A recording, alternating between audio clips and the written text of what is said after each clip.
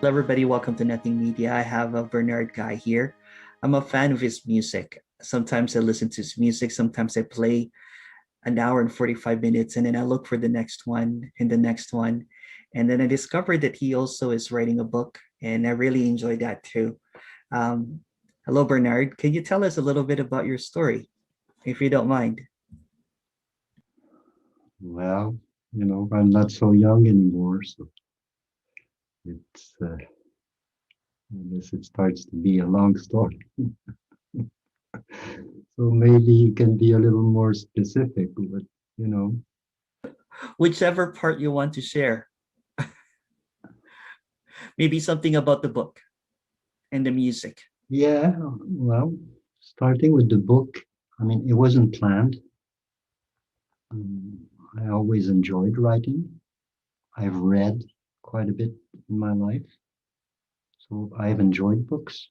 And what they bring about, they played a significant part in my own journey, my own life. Um, but yeah, I don't recall that it ever crossed my mind that I would ever publish a book. I kept journals sometimes, sketches of songs, some poetry. Um, I would enjoy writing, just responding to emails. Or I've been quite active on Facebook since by now, I don't know exactly, maybe 7, 8 years, 9 years. Not so much on my page and not so much on the news feed, more in a couple of private groups that somehow I came across, and there were like-minded people enough that I enjoyed it, and it was more intimate, it was more personal, it was more authentic. So it really felt, you know, I know that you interviewed Robert Saltzman. So I got to know Robert through one of this group where he was part of it for some years. So we got to know each other there. And actually, about the book, he played a significant part in that happened. So, like I said, I never considered, writing a book, being an author. And one day, one morning, I received a message on Facebook from 𝐮𝐩𝐜𝐨𝐫𝐞𝐰𝐨𝐫𝐝, who is the owner of New Sarum Press, who has published some of Robert's books. And it's Robert really who pointed him to me and said, "Oh, check this guy's writings. I think he has something valuable to add to the conversation," I would say. So that's how it started. And I was surprised. I knew nothing of the publishing business. So first thing I did is I checked that out. How does that work? And then I had a friend actually, not an intimate friend, an acquaintance friend through Facebook who lives in Toronto, in fact. Jeff Brown. No, not aware of him. He has his own publishing house. He started his own thing. And he was a lawyer before, and then dropped out of that, and now is more into human development and all this. So he knows the business very well. So he helped me to sort things out, what it's about. And now the contract is signed, and I've been working on it. It's over 2 years now. I'm grateful that they didn't put a deadline in the contract. It's been quite the adventure. It's certainly for me a major endeavor. It's one thing to write, for yourself and just write, for the fun of it because you enjoy writing. But being published, which means people are going to buy that book, and I've seen the impact a book can have, on myself. So, I could talk in that direction of what it put me through. It's been quite a process, quite challenging, rewarding too, very rich, challenging, confronting, enlightening. What am I saying?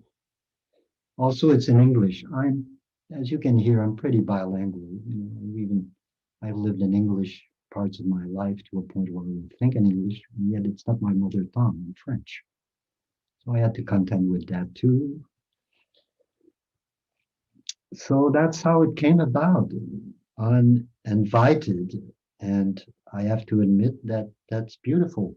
For me, that's beautiful that it came by itself.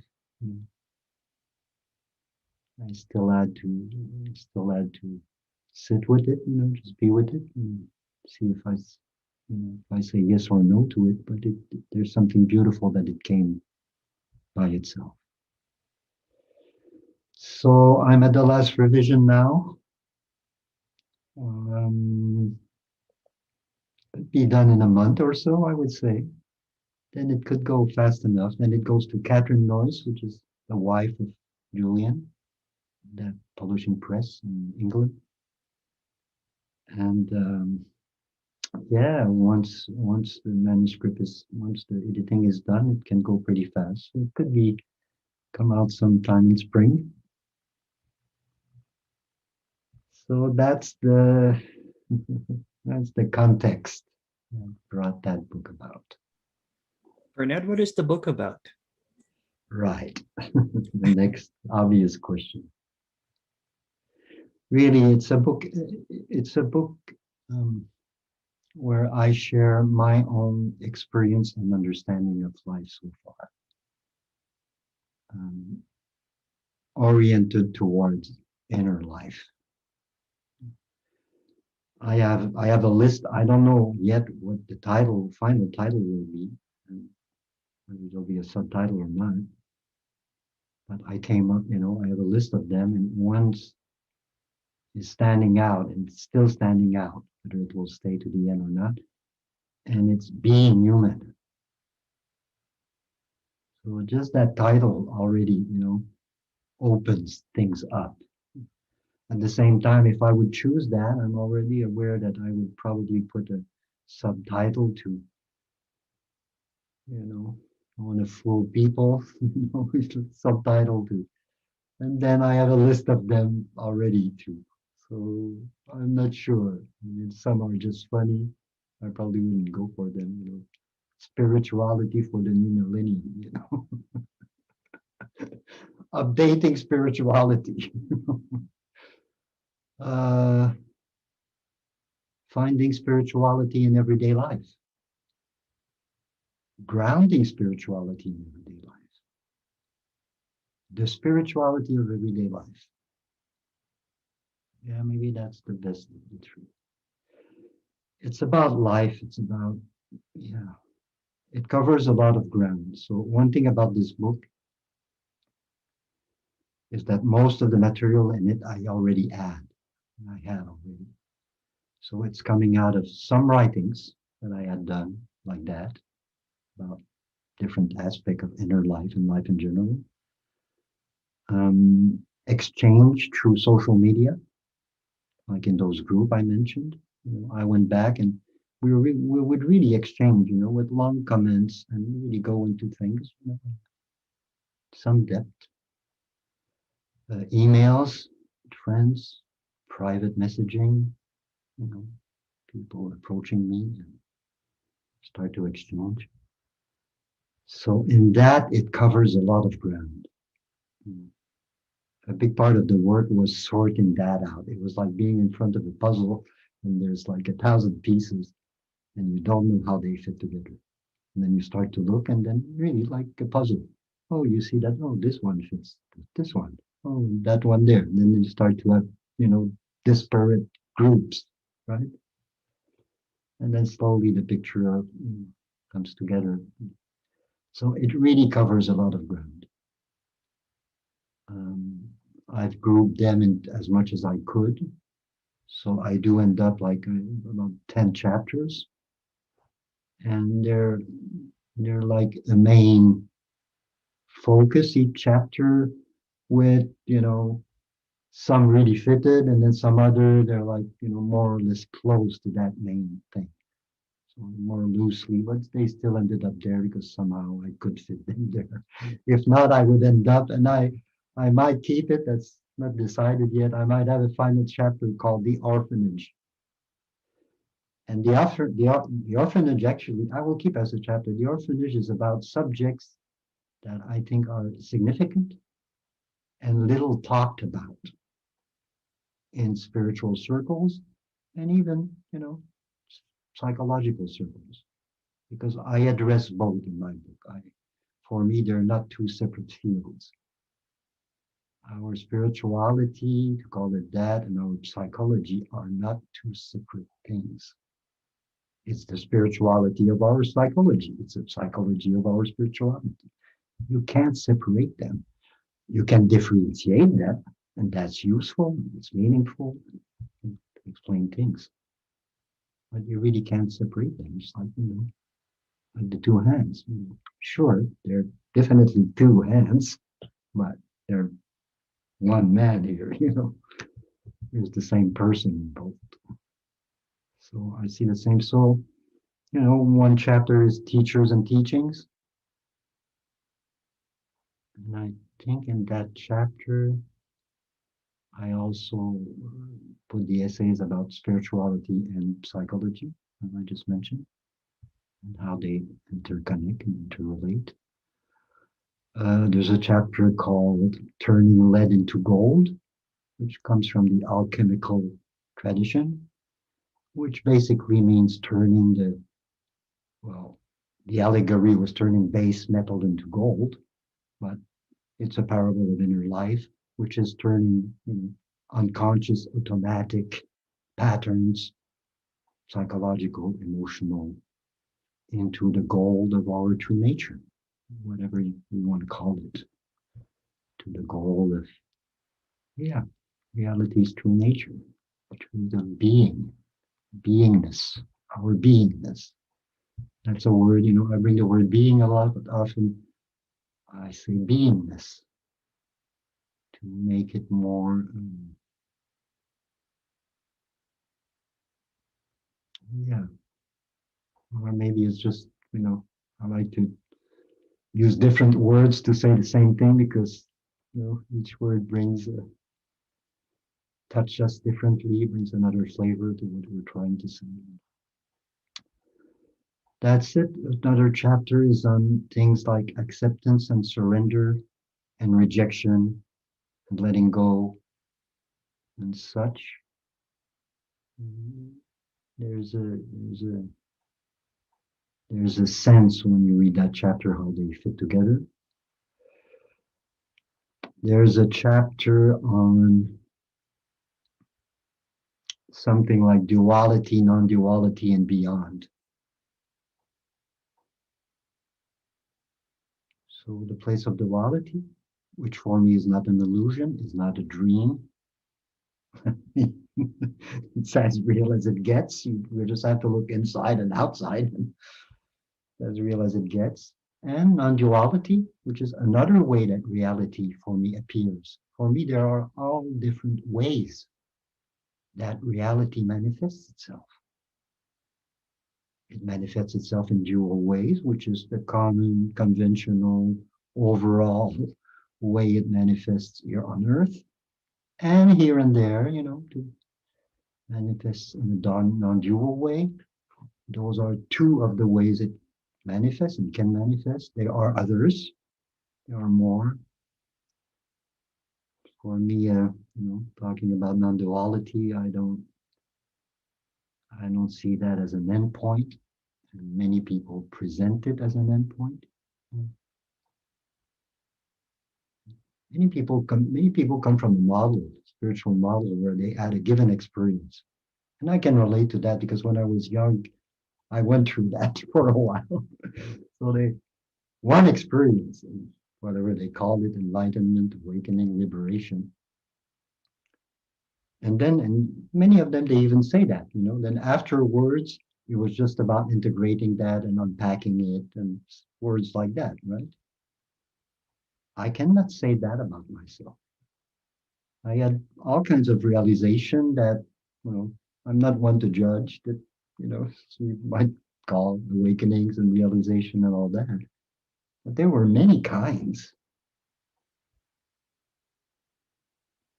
Also, at some point, I read a lot. If you read many traditions, you listen to many teachers, and you pay attention, sooner or later you realize that it would be naive to say that they all say the same thing. They don't. If you pay attention, they're really different kind of realizations. One, it will be boundless love. That was the turning point. You can listen to a Sufi, when they will talk about the beloved. They don't talk so much about awakening, and they don't talk about enlightenment as a final state. The whole Sufi tradition, and they're not the only one. For them, they talk about union, they talk about intimacy, they talk about nearness. They talk about love and beauty and song and dance. They talk about life. There's this thing about some of those Sufis where you can't tell from the outside the inner state of the person because they're just ordinary on the outside. They have a job, they're married, they have kids. Might be the guy running the shop, that little store at the corner of your street. You meet him every day, such a sweet old man. You never think. And suddenly your friend calls you and he says, "Hey, there's this great Sufi sheikh coming to town. I'm going to see him. Want to come?" "Yeah, sure." You get there, and the anticipation, and you can already feel in the room. There's a right, beautiful vibe in the room, And then suddenly this old man walks in, with this ad and whole thing dignified on. You said, "My God, it's the old man who runs the shop, like corner shop." And he's this grand sheikh of this tradition, inwardly in an amazing, beautiful space, deep space. And outwardly, he's just this sweet old man selling cigarettes in a corner store.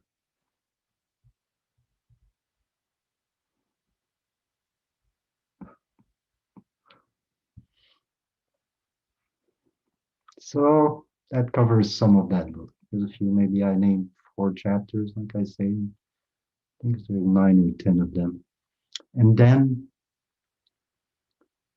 between each chapter, after each chapter, I include just a couple page called weather reports. And weather reports are experiences I personally went through. I mean, some of that comes through the rest of the material, though not that much. But I always include myself. Most of the time, I speak at the we. I say we. I don't say them. I say you sometimes. It brings it a little sharper. It came out like that, to the reader. It will come you. I'll say I, of course, regularly, but I say we a lot. So whatever I'm saying, I include myself. If I say, little do we know about our true nature, well, it's we. I include myself in it. Because as far as I'm concerned, Emerson, and more time passed, the more I see it that way. It's the richness is inexhaustible. Looks like it anyway. I don't know. Maybe it will come, to a point where, but it doesn't look like that. And we can look at endless fields of life that it looks the same. I mean, you play music. Talking about music, I've been playing guitar now for some 50 something years. And more than ever, I'm aware that I hardly know that thing, and the possibilities and what can be done with it. And so the more I play, the more so there's 2 sides, the more I know it, the more I know how little I know of it. It's like seeing something and you see this much, and then you say, okay, I know this much, and then you get to know it more and more, so the view opens, and then suddenly it's open enough that you suddenly say, oh my God. And then you realize that, wow, it looks so vast that whatever you know of it, it's only so much. How much we know of the true nature of reality? Well, I say in my book, well, we know as much as everybody has said up to now. We know it's that much. How much more, what was the totality of it? So, which brings that point, some teachers and some, saying it can't be known. I wouldn't say that. Or I would go along if they mean by that it cannot be ultimately known for a few reasons as far as I'm concerned, but it can certainly be known. In fact, anything you know, you're knowing it. But also inwardly, I find, after spending my whole adult life in this inner journey, that you look outside at the universe and the world, and the richness you see there of mountains and rivers and stars and so on and so on and so on. I won't name everything happening. There are billions of things. The inner domain is as rich. That's what I find. And it can be known. And each part of it can be known to various depths and degrees and facets and intensities. And then there's how each relate to other part, each part relate to other part. And then to living your life as a human being. It is so rich. It is so rich. Denying that, and to me in the non-dual scene, there's something about that I see happening, which for me it's tragic. It's a tragic thing. There's a kind of, I wouldn't say devaluation, though it amounts to that, kind of minimizing. It's like they're coming from an angle, which is true enough, the simplicity, right? The suchness, as the Zen would say, this is it, right? Yet it turns out, like I was speaking before, to be so rich.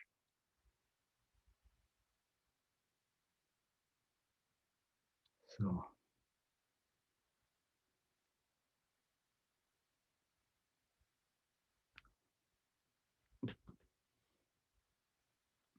Let's talk about your music. I yes. really enjoy your music. Do you have your guitar there? Oh yeah, I have a few, You have but a few. not that much. I mean, some guitarists is just crazy. They have. I have four of them. Oh wow. I really enjoy it. I when I was a kid, I grew up in my grandfather's he had a record store. He had a good general Oh, store, I but see. he had a record store. So Okay. I was a toddler and I would play the records, the 45s, the Yeah. vinyl records. And then people would come and they thought I was a genius because they thought I could read the record. But I just remembered the record labels. And I would suggest really good music. And the people will say, what do you suggest? I'm like, oh, this one by Stevie Wonder. This is really great. And I think my first toy was a record player. So all throughout my life, I've just been, listening to music, and I used to make mixtape, and then I started playing piano.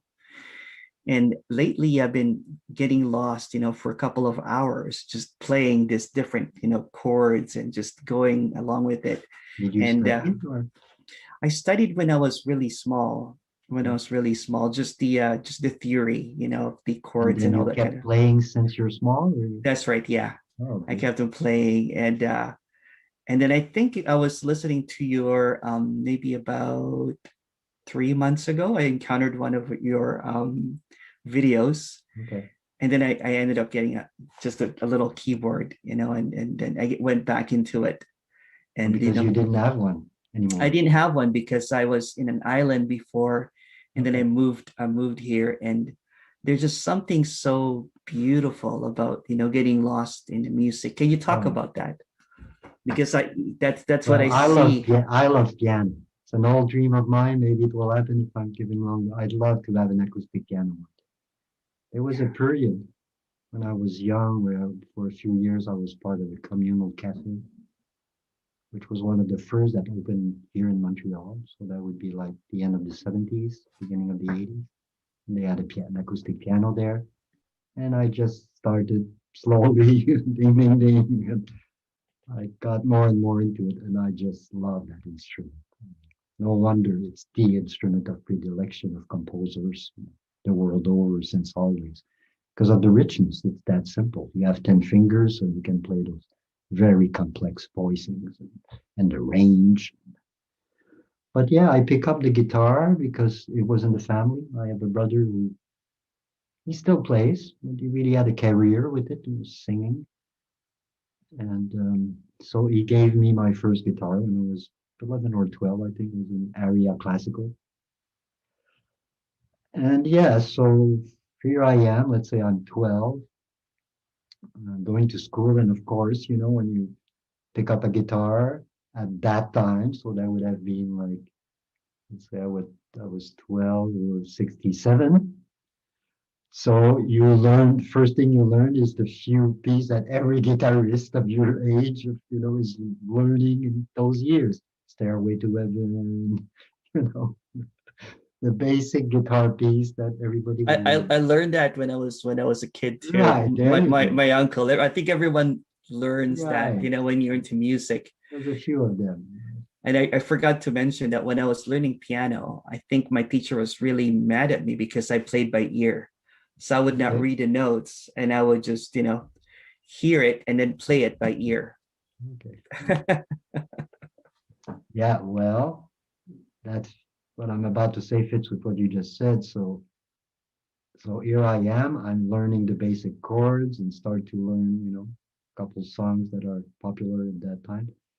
Yet very soon I started to take a finger off, add a finger there, fool around, and I never look back. I don't play a single cover. Well, almost. I cannot say that anymore. For most of my life, I could have said I don't play a single cover. But now, in fact, in my YouTube channel, you'll find two version of Happy Birthday and three version of Christmas carols. So somehow 3 years ago around Christmas, it came up, oh, I love that Christmas carol. So I took a guitar, find my own way to play it, and then made a little arrangement and then shoot it and post it on YouTube.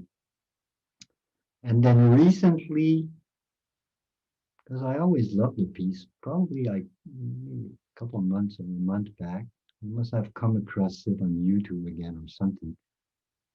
Um, the main theme of Schindler's List, right? Very touching, moving piece of music. And I just found myself picking the guitar and looking for it, and finally, not the whole thing, but I played it. Whether you remember or not, in the last couple videos I made, that I posted on Facebook the last month, I played it more than once.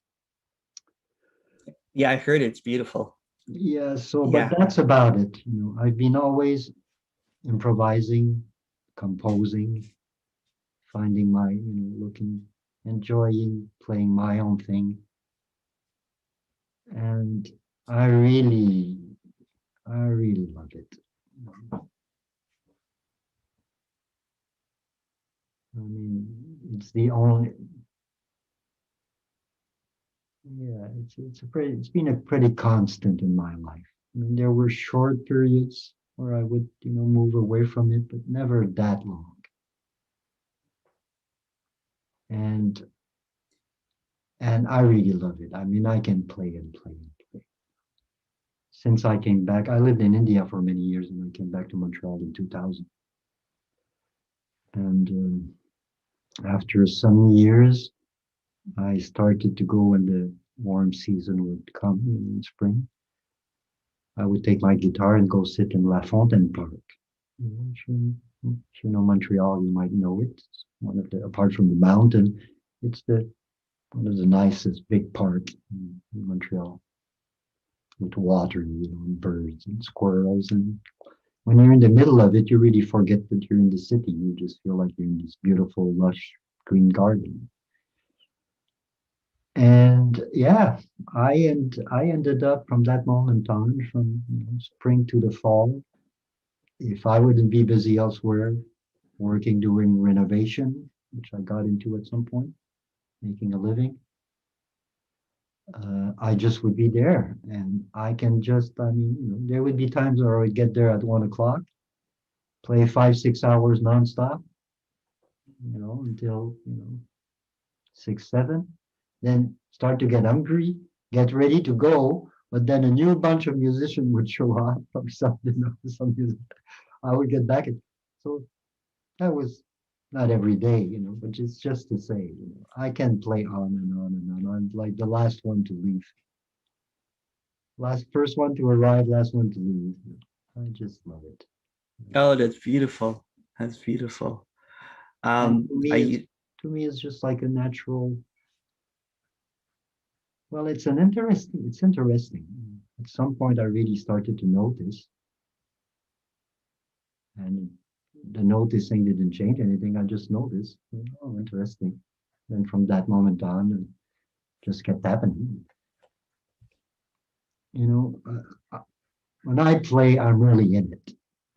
mm, Like I've seen a lot of people, like when I play in the park, they react to me playing. They come to say, "Oh, thank you," and all this. And very early on, I became aware that, yeah, in part is the music, but I could see how much it's also just my passion. yeah, It's yeah, the presence I bring to my yeah, music and the passion. They yeah, would respond to that because that's what we all respond to. Even any kind of artist. I mean, you look at all those pop stars. Some of them, they have something. But people really they react because there's an intensity they're putting on the stage and when they sing and all. So anyway, yeah, I really just love it. And oh yeah, I was about to say that. So I would sometimes, I would play, let's say, I would take break, but I play, let's say, one shot for 2 hours nonstop. I'm really into it by myself or playing with, jamming with someone. And then suddenly we stop. And it's when we stop that suddenly I'm just sitting there and suddenly I realize, whoa, the space I'm in. Because I've just been for 2 hours totally present and totally concentrated and totally here, without wanting to, right? Just by the sheer fact of being totally absorbed. Yeah, we could relate that to samadhi. What is samadhi? You might probably be aware of the term. Samadhi is a state of absorption, the capacity, the state of absorption, when consciousness or the presence, your presence, is absorbed within itself. Well, this is what happens like a side effect with playing music for me. I'm just so totally absorbed in it. But while I'm totally absorbed in the music, what is also happening without being self-aware of it is I'm absorbed into being here. So when some guy stopped playing, you said you found yourself playing, suddenly for a couple hours on your keyboard. You might have noticed that. And if not, Yeah. pay attention the next time. And of course, Yeah. it goes with the degree of absorption. The more you're absorbed into something, the more when you stop suddenly what you're doing, you might realize, wow. I've always found out with DJing too. Sometimes I would DJ for a crowd, and I think there was one time that I DJ'd for 6 hours. 6 hours, and everybody was just joyful on the dancing and everything. And I think at 7 o'clock in the morning, the sun, maybe about 6 o'clock in the morning, there was just this golden sun coming out, and everyone was still dancing, and I was just beaming and smiling, and yeah, and it's the same thing with playing piano or singing. Sometimes I'll sing and sing and singing is very powerful because your body is the instrument then. Yeah. So it's even closer. Singing is amazing. I love singing. I'm not a singer. I find myself unconsciously often humming along spontaneously while I'm playing, Yeah.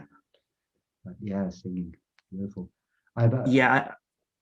For many years, I've accompanied on a regular basis a musical therapist. So with her, I got into singing quite a bit because she would do all kinds of exercise where I was there to play guitar, improvising the guitar and play percussions. But often I would join in the structures exercise she would make. So it got me to sing quite a bit. I really loved it. Lovely. I used to, we sing karaoke, and my brother really hates it when I do the second voice because he loses his main harmony. I see. Yeah, people, yeah, that sounds familiar. It's a learning.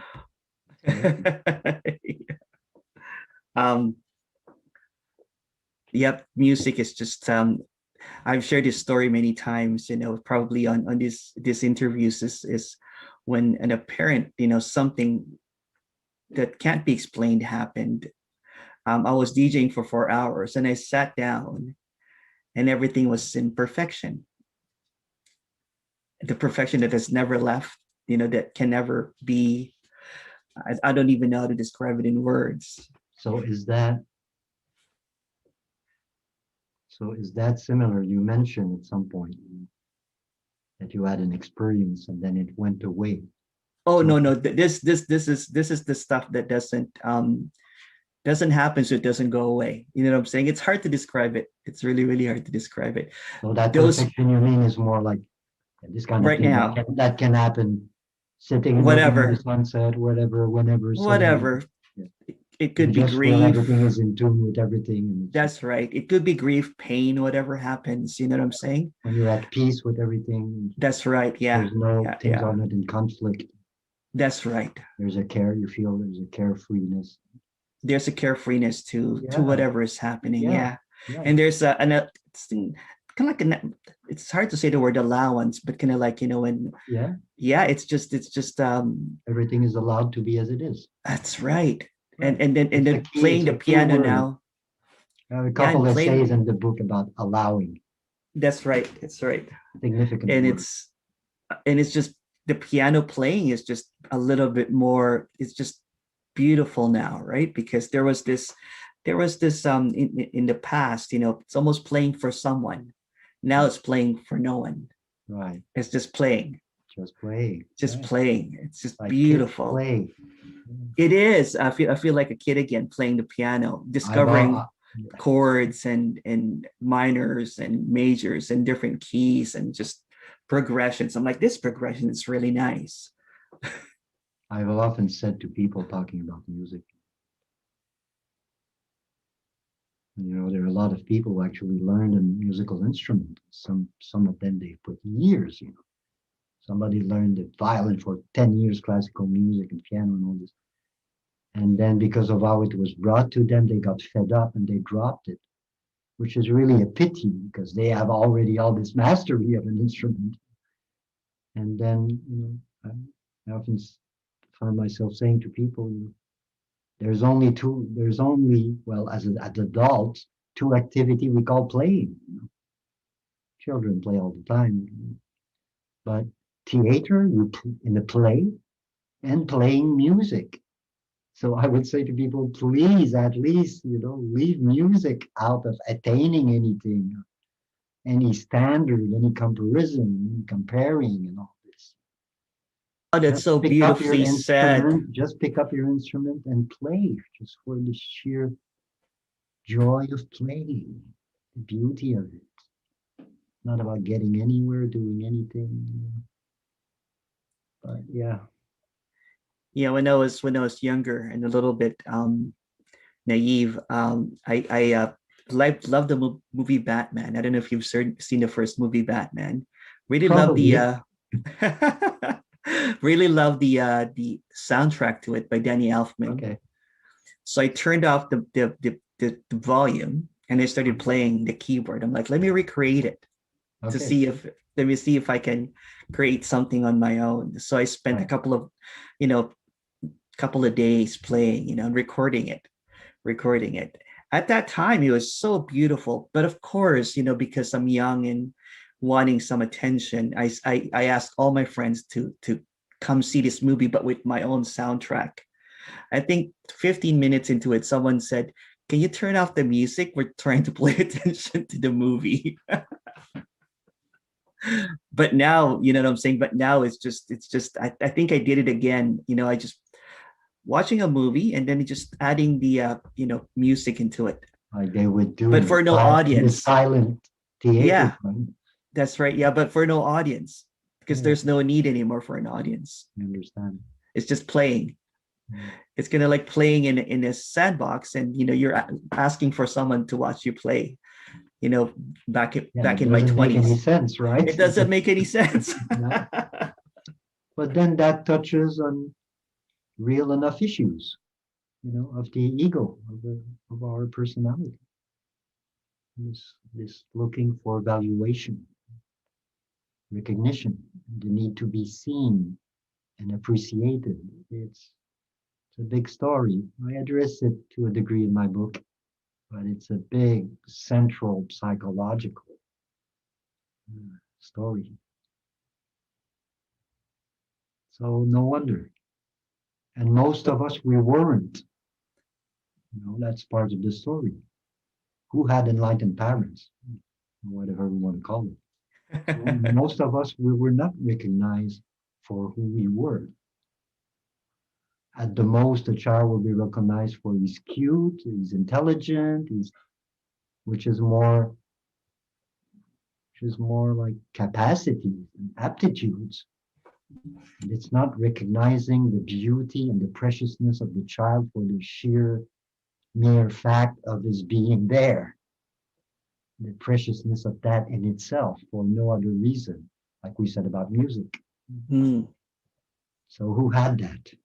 Most of us, especially in the West, we didn't. Unless, there's a gradation there. But yeah, I had very little. My father was a doctor from this old generation, really locked within his own world, serious man. And I'm the last of a 7 children family. So mom was very busy. So she didn't have so much time. And more essentially or fundamentally, you can only recognize the presence of another human being to the degree you're awake to presence, to your own presence, right? I cannot recognize outside myself something I'm not aware of, I haven't recognized. It doesn't work like this. So yeah. Yeah, my dad, when he was the chief accountant for the Senate, so he was always busy when I was growing up. Are So you he would from the area where you are now? from the Philippines, but I moved here when I was 14. So it's a big shot in the Philippines. Okay. And then he would come home at like 3 o'clock, 4 o'clock in the morning with the senators Okay. and wake me up and ask me to play the piano for him so that he could sing. So I became his karaoke machine, right? Okay. I would play Frank Sinatra, My Way and all of those songs. So I watch him now, and sometimes he watches this YouTube videos of people playing the piano. So the purpose of me getting the piano originally was to give it to him so that he has a hobby because he's retired. I'm holding on for maybe another month and I'll give it to him because I'm enjoying the playing. Maybe I'll get him a second one. So I'm gonna. He lives in Toronto too now. He lives in Toronto. Yeah, Okay, so I you was. moved from the Philippines. No, I was in. Yeah, we all moved here when I was 14. So Right. we grew up here. Um, I was in an island, and then when I came back for Christmas, my mom has she had cancer, so she needed a little bit of help. So I'm here helping my mom. It's so beautiful though. I'm rediscovering my mom and my dad. Oh, beautiful.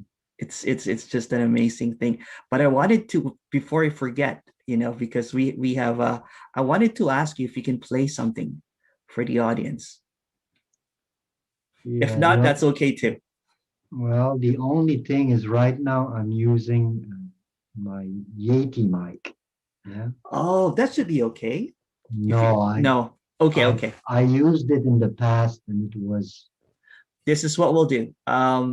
If you can to send me a do it recording to do and it I have to, yeah, it would be too much. oh, no worries, no I would worries. have to make my audio interface, the source of the audio, and then use a mic that is plugged in. What were you about to say? That I could send you something and you Yeah, could you can send me include it? something and I can add it. Yeah, Yeah, yeah. or you could also go on YouTube. Okay, I can And do like that too. like I say, there's a bunch of stuff there. So Yeah. What I'll do is I can add so that the end of the interview is just you you can playing the also add the music. link to it. No, I want people to watch because it's going to be streamed. So this Okay. interview is going to be streaming on Facebook, on YouTube, and also on our website. So Okay. you will probably get a big audience. And I wanted to basically have maybe an hour of you playing. Not right now, not right now. You know what I'm saying? I understand. Yeah. So I just Yeah, want, well, yeah, I would say, or we can, we, obviously there's the material on the Facebook page, yeah, but I don't know how you could link that. But definitely, yeah. Or we can, go have a look on YouTube. okay, If ever you feel that you would like also something else, well, you just let me know and okay. see what I we think can that do. I think that would be really great. It I would be a mean, I treat. have the equipment for everything. Yeah. Or we can arrange another hour and I'll just watch you play music. That's asking for too much. No, I'd be open to that. Or Okay. we could make a deal, Emerson. Okay. I do half an hour and then you play some keyboard. Well, Maybe. have you done that already? No, You no, haven't no. shared. No, I haven't shared. Right. Some of the videos that I release, people don't know it, but it's some of my piano pieces in some of the Okay. videos, some of the opening.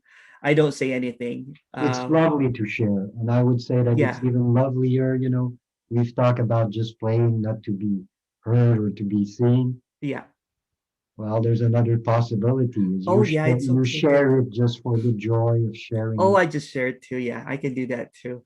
Beautiful. I share my DJ stuff though. Okay.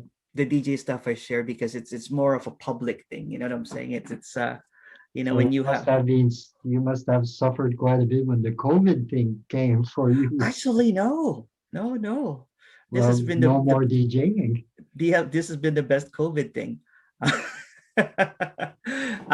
I just found, different stuff to do. Like this Nothing Media came about from that. I see. Yeah, Interesting. yeah. So Beautiful. I interviewed probably 100 people. Yeah, I saw Uh, that there's by now you have quite a lot of, yeah, yeah, yeah. And I just had so much fun with it. yeah, Creating graphics. I don't really create graphics, and I created graphics.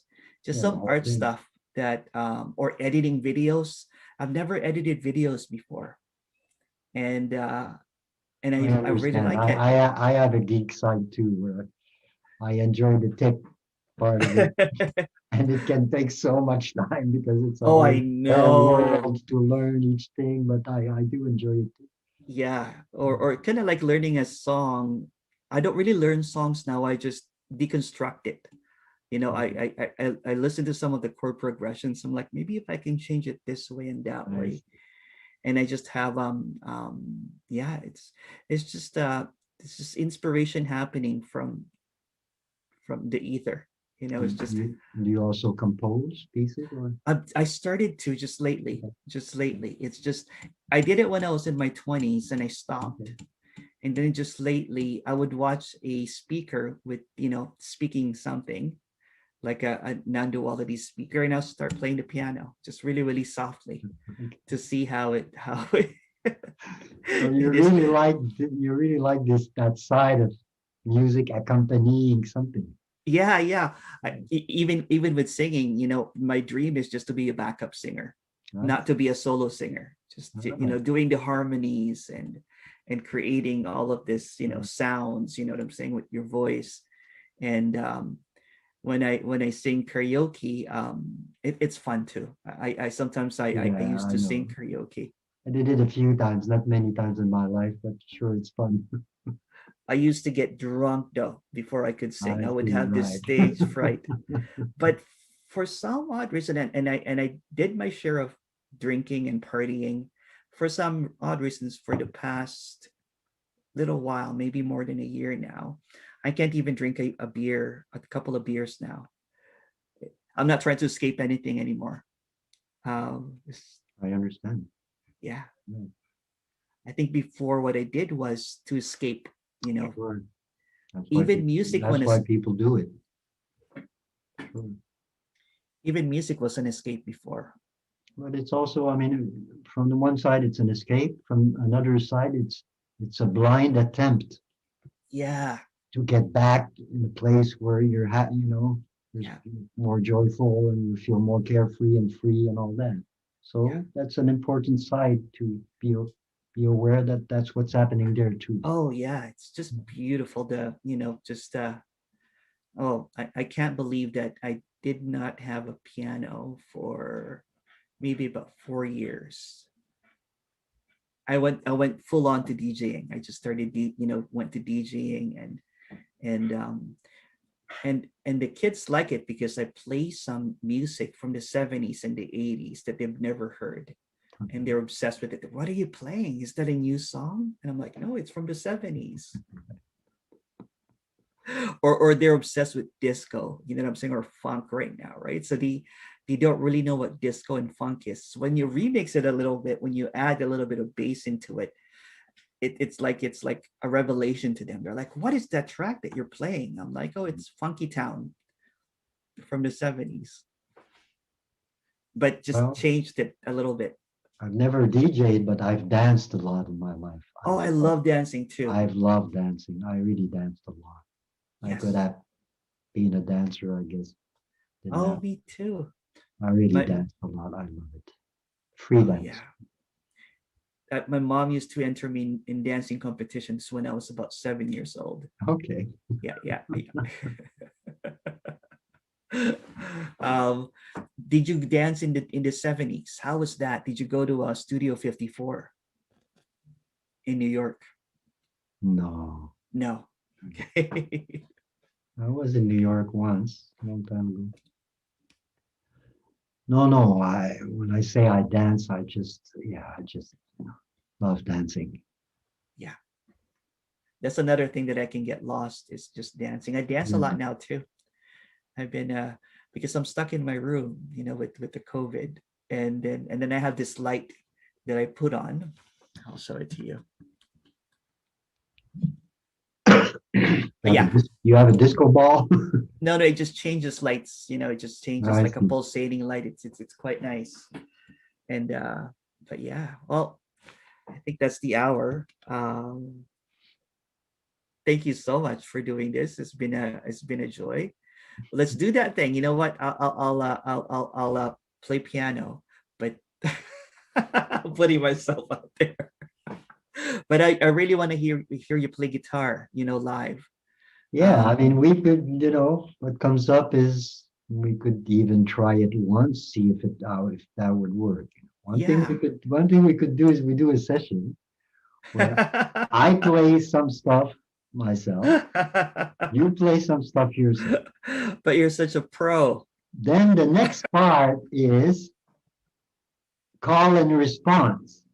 Oh yeah, yeah. I play something a little and all that, and Okay. you pick up on the last thing I played, and you play a little something, and I pick up where you leave it, and we have a little conversation. So it could be one period, I play my thing, Beautiful. one period, you play your thing, which All would I know is happy birthday, though. now we're talking about improvisation, right? I, I think I it know, would I be, know, I know. I think it would be lovely, Emerson, Oh to yeah. share your Okay. music with your people. Why not? Well, thank you. I'll Yeah. message you for that session. That'll be lovely, and I'll put a link to your music too, because I think your music is just. I'll probably listen to it after this Yeah, you could interview put right a now. link, you could put a link to my Facebook page and a link to the YouTube channel. Yeah. What's Anybody, your favorite? What's your favorite piece? In your YouTube channel. it's hard to say. Maybe your top three. Well, you'll see that there's three or four or five like those solo pieces. Yeah. As far as I'm concerned, I love them all. That's why I did them. Yeah. There's one, I was never good with titles. I end up giving titles because that's how the business works. But for Yeah. me, it's totally sinking. For a long time, it was just piece in E minor 7, But at some point, I gave titles. So I don't remember the title of that one, but there's one where most of the time I Yeah, end I up, have a song in E minor. That's what and it's like 2 hours. but most of the piece, there's the piece, and then at the end, I loop a few chords and I do some soloing. Oh, good. But there is one where there is no soloing at the end, and that's a really beautiful one. I don't remember which one it is. You Okay. have to listen. They're all, they're not so long, each of them. So whenever you have Oh, something. because I'm just going to probably add something to this video. Yeah, but that's what I'm saying. Yeah. Check Okay, them I'll out. listen to Check it. them out for Okay. me. It's not like All there's right. tons of it. And when is your book coming out again, Bernard? Yeah, we could do that again when it comes out. Well, Yeah, inshallah, like they say, somewhere in spring. summer and spring. Yeah, Okay. that's how it looks. And and it's going to be released through New Sarum Press, right? Yeah, Okay. I'm looking forward to reading it. yeah. And I'm looking I forward to our look forward to session. see it finished too. It's been quite a journey. Yeah. Well, thank you for this hour. It's been really lovely Mhm. to meet you, Yeah, and thank you. yeah. You take care of yourself. And Take I care. hope your I'm just mother. I hope your mother gets. Oh, Well. she's great. She's great. She's had 4 brain surgeries, and she's great right now. She has a little bit weak, not a little bit. She's really weak on her left side, so she needs assistance. Okay. How Um, old is she? she's 74, but she has she teaches me a new word from my mother tongue Okay. every day. Okay. And then I just sometimes I find it really funny, because of the and then she laughs with me with it because I'll Because say it. you forgot the Philippine language. Well, it's a dialect from her small town. Oh, I see. So my mom and my dad comes from a small town in the Philippines, and it's a really small town with a really different dialect from the main language in the Philippines. So the accent is quite strong. Yeah, and the that's the diction. same everywhere. Yeah. It's there's about 1,000 dialects in the Philippines, so it's a small it's a small place, but it has a lot of population and different dialects Okay. and many different islands. And so from that small island, there's this way of an intonation with it. So I try to copy the intonation of the I see. word, and I don't quite get it sometimes. And she'll laugh and I'll laugh back. And I'm like, this is a really funny language, isn't it? And then I'm just beginning to see how funny she really is Okay. and how open-minded she is. Beautiful. Yeah. Well, you're lucky. Yeah. Yeah, I am. I had a chance. Part of what brought me back to Montreal when I came back in 2000, I was gone for 12 years, was my awareness that my mother was getting old and probably didn't have Yeah. so much time left. And she had 2 years. And I was aware that I wanted to get to know her more. Yeah. And it really happened. And it was such a blessing. Yeah, that's for me too. For me too. It was in a beautiful paradise-like island in BC. Okay. In I don't Where know if were you've you? heard of 𝐼𝐸𝐲. No, where is that? Because I've been It's to a few of those islands. it's the furthest one. So it's about 8 hours. No, no. Is it 8 hours ferry ride from Prince Rupert? So Okay, it's up the in the edge. north. Okay. Yeah. So Okay. it's near to Alaska, Right. and you need to get there by ferry boat or by plane, and Okay. it's really remote and it's beautiful. How long You you live there? see the whales for 2 years. Oh, really? For 2 years, yeah. Amazing. And I was planning to stay there for the rest of my life, and then I came back for Christmas, and then my dad asked me if I could stay and help, and the answer that rose up was of course. Beautiful. Yeah, I saw Yeah, I I saw how expect. weak I saw how my mom got a bit weaker from the last time I saw, Okay. and who could who could say no to that, you know what I'm saying, to be with your parents again, and this time take care of them and help them out. You have brothers and sisters? Yes, they're all have kids now, right? So they're all over in Ontario too. Okay. So I was the only one. I was the wild one that just traveled all over, and Right. yeah, Amazing life. it is. Yeah. Thank thank you, Bernard. Really nice meeting you. Yeah, it was nice We'll talk meeting you, again. man. We'll jam soon. That'll be Yeah, awesome. keep in touch. Let's make All that right. happen. Okay. Take care. You be well. Thank you. Bye bye. Bye.